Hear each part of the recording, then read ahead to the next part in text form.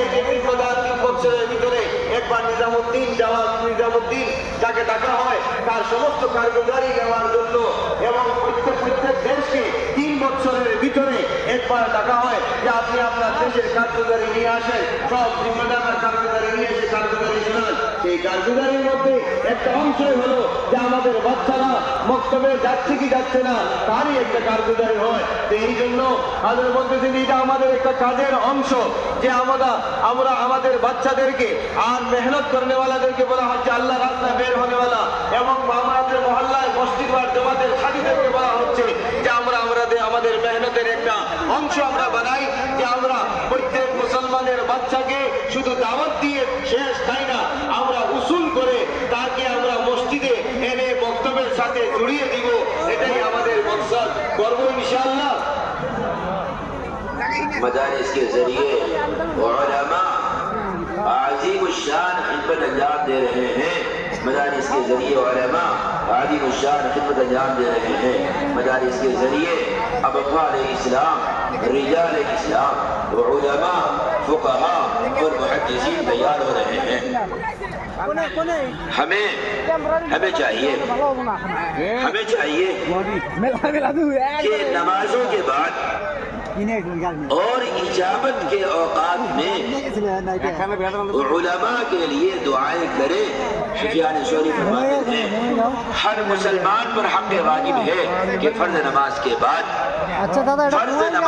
बाद वो इमाम अबू हनीफा के लिए दुआ करें, इसलिए कि सुन्नत ये है कि अपनी दुआओं में दीन का काम करने वालों के लिए एक हिस्सा होना चाहिए। और हर खानदान में 15-20 लोगों के दरमियान या कुछ कम या कुछ ज्यादा एक आलिम जरूर होना चाहिए। तो एक बड़ा कई साल हो गए आसाम में कई शुरू का बता उस सफर के दौरान हमने मालूम किया एक इसे वाले जानकारी बताई तो वहाँ के मुसलमानों और वहाँ के उलमा का तनासुब लगाया गया। वो पता चला 70 मुसलमानों पर एक आदमी मौजूद है। मैंने उनसे कहा था कि आप फर्ज़ की अदा करने के करीब नहीं हो गए, आप उसी पर भी रहा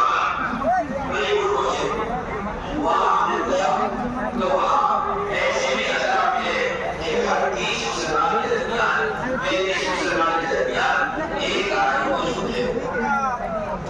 उलमा की खिदमतों का एहतराम करना और उनके लिए दुआएं करना और अपने बच्चों को आलिम बनाना ये हमारे इस्लाम का बुनियादी हिस्सा है।